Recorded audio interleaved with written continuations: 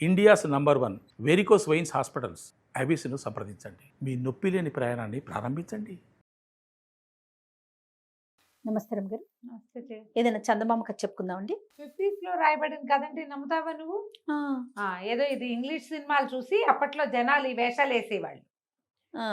Ransom stories అవి ఉన్నాయి చందమామలో. అలాంటి కథలు బోల్డ్.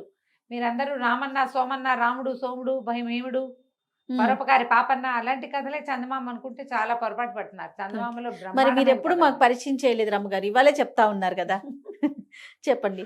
మద్రాసులో ఉన్నట ఇది చెన్నపట్నం కథ అనమాట. అప్పటికి చెన్నపట్నమేగా. 50s లో అంటే చెన్నపట్నమే. తర్వాత అంతా మాకు తెలిసి మద్రాసు. ఇప్పుడు మీరు చెన్నై అంటున్నారు కదా. మా చిన్నప్పటి అంతా మద్రాసే. మాకు మెడ్రాస్ అత్తగారు మెడ్రాస్ బాబు గారు ఉన్నారు.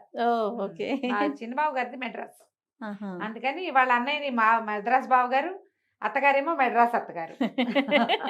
చాలా మంది ఉండేసరికి అలా ఊరు పేరు పెట్టేవాళ్ళు. అవును. చెప్తాం. ఈ మద్రాసులో అప్పట్లో కబీర్ కరంచంద్ కబీర్ అని ఒక వజ్రాల వ్యాపారస్తుడు ఉండేవాడు. ఆయన చాలా పెద్ద వ్యాపారం. కార్లు గీర్లు ఉన్నాయి ఆ రోజుల్లోనే ఆయనకి. ఆయనే కార్ డ్రైవింగ్ చేసుకునేవాడు. కొంచెం స్నేహశీలి. అయితే ఒక రోజు పొద్దున్నే ఆయనకు ఒక ఉత్తరం వచ్చింది. మార్నింగ్ పోస్టులు వస్తాయిగా 10 గంటలకి. ఆ పోస్ట్లో ఏమొచ్చింది? కబీరు, నేను మద్రాసు వచ్చాను. ఫలానా ఒక రోడ్డు పేరు రాశారు. అదేమిటి? ఏదో ఏమనాలి, ఓ సోమవారిపేట. ఈ సోమవారి సందులో ఉన్నాను. ఇక్కడున్న వాళ్ళతోటి కలిసి వచ్చాను. నా పని కూడా ఈ సోమవారిపేటలోనే. అందుకని నేను ఇక్కడే బస చేశాను. అయితే నేను వచ్చి చూద్దాం అనుకున్నాను. నాకు చాలా జ్వరం వచ్చింది. నేను కదలలేకుండా ఉన్నాను. సోమవారిపేటకి ఇగో ఈ అడ్రస్ ఏదో ఉంది, ఫలానా నెంబర్ ఇంట్లో, వచ్చి నన్ను చూడు. కె సోహన్ లాల్ అని ఉంది సంతకం. ఈయనకి వెంటనే తన చిన్ననాటి స్నేహితుడు సోహన్ లాల్ గుర్తొచ్చాడు. అయ్యో సోహన్ లాల్ ఇన్నేళ్ల తర్వాత వచ్చాడు. వాడికి ఒంటో బాగుండలేదంటే ఈ మద్రాసు పట్టణంలో అతను ఏం చేస్తాడు? వైద్యం ఏం చేయించుకుంటాడు? పైగా సోమవారిపేట అక్కడెక్కడో. కారు వేసుకుని వెళ్ళి సోహన్ లాల్ని తీసుకొచ్చి అతనికి వైద్యం చేయించి 2 పూటలు తన దగ్గర అట్టె పెట్టుకోవాలి. అతనికి ఏదైనా పని ఉంటే మన కార్లో ఎలాగోనే కారులో తిరిగి చేసుకుంటాడు. ఇట ఆలోచించి ఇంకా ఆయన మధ్యాహ్నం భోజనం సహించలే ఆయనకి. వెళ్ళి ఆ ఫ్రెండ్ని తెచ్చుకుందాం అనిపించింది. ఆయన ఒకడే కార్ డ్రైవ్ చేసుకుంటూ అట్లా ఏదైనా కబురు వస్తే ఆయన వారా వీరా పిలుపులు చేయడు. కారు వేసుకొచ్చేస్తాడు. ఏదో ఆఫీస్కి బయలుదేరి వచ్చేసాడు. వచ్చేసి ఈ దారి వచ్చేసరికల్లా ఈ సోమవారి సందు అని చెప్పబడిన సందు, అది పెద్ద రోడ్డు కాదు, అది ఒక చిన్న సందు. ఆ సందులోకి వెళ్ళింది కారు. ఇంత మటుకు మొత్తం రోడ్లన్నీ దాటుకుని అందులోకి వెళ్ళాడు. వెళ్తుంటే బయట ఒక బోర్డు పెట్టుంది ఆ సందు మొదట, పెద్ద వెహికల్స్ వెళ్ళకూడదు అని. ఈయన కొంచెం ధ్యాసగా ఉన్నాడు, పట్టించుకోలే. యాక్చువల్గా ఈ సందులు ఎట్లా ఉంటాయి, మనకి ఒంటరిగా ఒక కారు ఇటు వెళ్ళింది అనుకో, అటునుంచి 2వ కారు వచ్చే అవకాశం ఉండదు. అదేలేండి, సింగిల్ లైన్. ఈ మద్రాసులో మొదటి రోజుల్లో ఏంటంటే అందులోకి వెహికల్స్ వెళ్ళకూడదని బయటే వెళ్ళి పెట్టుకుని వెళ్ళాలని బోర్డులు పెట్టేవాళ్ళట. మనకు తెలీదు మద్రాసు సంగతి, కానీ ఆ కథలో చెప్పారన్నమాట. దీనికి ఆ బోర్డు ఎటువైపు ఉంది? 2వ వైపు పెట్టుంది. జనరల్గా మెయిన్ రోడ్డు మీద నుంచి యాక్సెస్ ఉన్న వైపు బోర్డు ఉంది. ఈయన ఆ మెయిన్ రోడ్డు మీద నుంచి ఆ సందు పట్టుకోలేక 2వ పక్క నుంచి తిరిగి వచ్చాడు. ఇక్కడ బోర్డు పెట్టి లేదు. ఆ సందుకి అవతల వైపు ఉంది బోర్డు. ఈయన యువతల వైపు నుంచి వచ్చాడు. సరే సన్నగా, ఇంత సన్న రోడ్డు, ఈ రోడ్డు ఇట్టా ఉన్నాడు, ఇదేం రోడ్డు ఇట్టా ఉంది, ఎప్పుడూ రాలేదు అనుకుంటూనే కారు వేసుకుని లోపలికి వచ్చాడు. లోపలికి వెళ్ళిపోయాడు. వెళ్ళాక ఆ ఇంటి నెంబర్ వెతికాడు. ఆ ఇంటికి కొంచెం ముందుగా కరెక్ట్గా ఇంచుమించుగా కారు ఆపాడు. ఆపి వెళ్ళాడు లోపలికి. తలుపు కొట్టేసరికి లోపల ఎవరో తలుపు తీశారు మనిషి. రండి కబీర్ గారు అని పిలిచారు. సరే లోపలికి వెళ్ళాడు. ఏడి సోహన్ లాలు అన్నాడు. అనేసరికి నేనే సోహన్ లాల్ని అన్నాడు. అనగానే తెల్లబోయాడు కబీర్ గారు. నువ్వు సోహన్ లాల్ ఏమిటోయ్? నేను నా స్నేహితుడు సోహన్ లాల్ కోసం వచ్చాను, అతని ఇంట్లోనే ఉన్నానని రాశాడే ఉత్తరము. ఇంటి నెంబర్ రాశాడు, వీధి రాశాడు. నన్ను జ్వరంగా ఉంది, నన్ను రమ్మన్నాడు, నేను అందుకే వచ్చాను. సోహన్ లాల్ పిలువు, ఏమిటి సరదా మాట్లాడుతున్నావు నువ్వు అన్నాడు. అనేసరికి అవతల వ్యక్తి నవ్వాడు. నేనేనండి సోహన్ లాల్ని, మీకు ఉత్తరం రాసింది కూడా నేనే. చుప్చాపుగా ఒక 50,000కి, అప్పట్లో 50,000 ఇప్పుడైతే లక్షలు రాయిస్తారు. అదే. చెక్కు రాసి ఇచ్చారంటే మిమ్మల్ని వదిలేస్తా. ఉమ్. మీరు కాదు కూడదు అంటే మిమ్మల్ని కొట్టి తన్ని పిడిగుద్దులు గుద్ది మీ నోరు కుట్టేసి ఉమ్. మిమ్మల్ని కట్టేసి వాళ్ళ దగ్గర నుంచి తెప్పించుకుంటే అప్పుడు 50 కాదు ఇంకా ఎక్కువ. ఉమ్. మీరు ఏదైనా పిచ్చి వేషాలు వేస్తే చెప్పిన మాట వినకపోతే బయట రంగోజీ అని ఒకడు కాపలా ఉన్నాడు, వాడు వచ్చి మీ అంతు చూస్తాడు. ఈయన చటుక్కుని లేవబోయాడు. ఆ సోహన్ లాల్ అన్నవాడు పిస్టల్ తీసాడు జేబులో నుంచి. గన్ను తీసాక ఈయన ఏం చేస్తాడు? గుటకలు మింగి సరే చెక్కు రాయాలంటే జేబులో పెట్టుకొస్తానేమిటయ్యా చెక్కు, నేను నా స్నేహితుడిని చూడడానికి వచ్చాను, చెక్కు బుక్ ఎక్కడి నుంచి వస్తుంది ఇప్పుడు నా దగ్గర అదే కదా. అనేసరికి అతను పక్కపక్క అనేవాడు. మాకు ఆ మాత్రం తెలుసండి, మీరు ఇవాళ ఏం కోట్ వేసుకుంటారో మీ కోటు జేబులో చెక్ బుక్ పెట్టడానికి మీ ఆఫీస్లో ఒక నేర్పరిచాం మేము. బాగుంది. పొద్దున మీరు ఆఫీస్లో ఉన్నప్పుడే మీ కోటు జేబులో చెక్ బుక్ ఉంది, కావాలంటే చూసుకోండి. జేబులో చేపెడితే చెక్ బుక్ ఉంది, ఆ. చెక్ బుక్ సిద్ధంగా ఉంది, మీరు 50,000 రాసి సంతకం పెట్టారంటే అనేసరికి ఈయన అన్నాడు, సంతకం పెడతా, 50,000 బ్యాంక్ వాళ్ళు ఇస్తారా? ఉమ్. ఇవ్వరు. మీరు అది దాన్ని డబ్బు చెలామణి చేసుకోలేరు.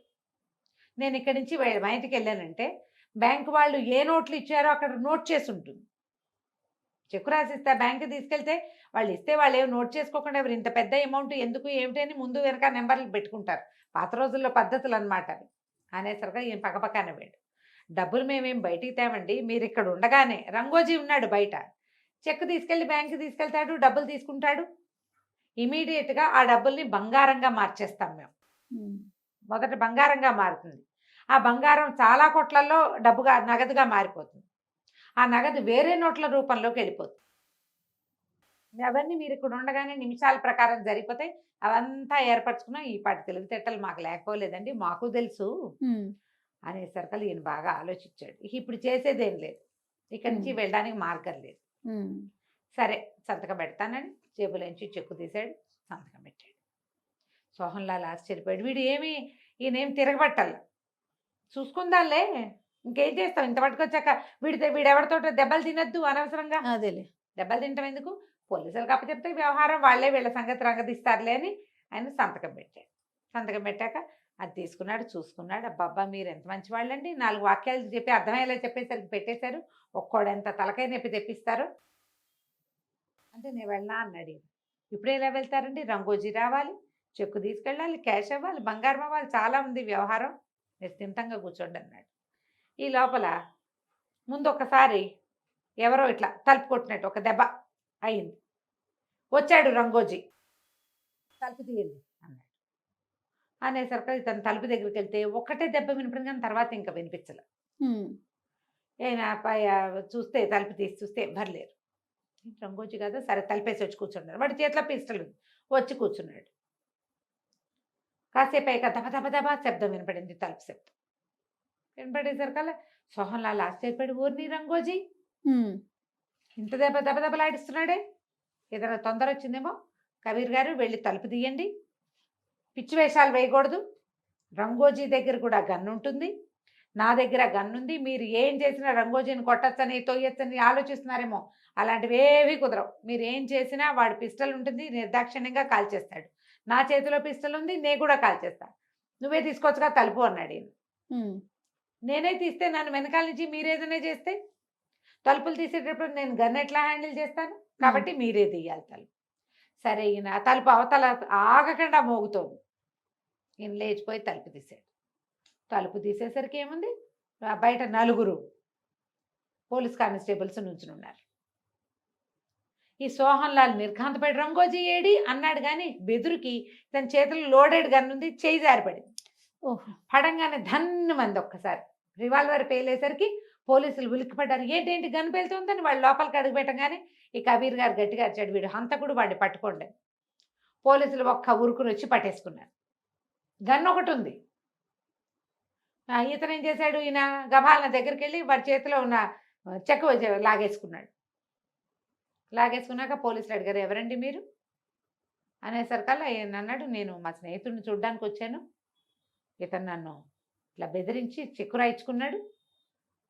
సోహన్ లాల్ ఏమైపోయాడో తెలియదంటే వాడు చెప్పాడు, సోహన్ లాల్ నీ ఉత్తరాలు కూడా తెలుసు వాళ్ళకి, అందుకని సేమ్ సోహన్ లాల్ హ్యాండ్ రైటింగే రాశారు. ఈయన స్నేహితులు ఎవరో కనుక్కుని అవన్నీ చేస్తారు రెక్కి. అవును. పోలీసులు పెడరెక్కలు విరిచి పట్టుకున్నారు, బయటికి తీసుకొచ్చారు.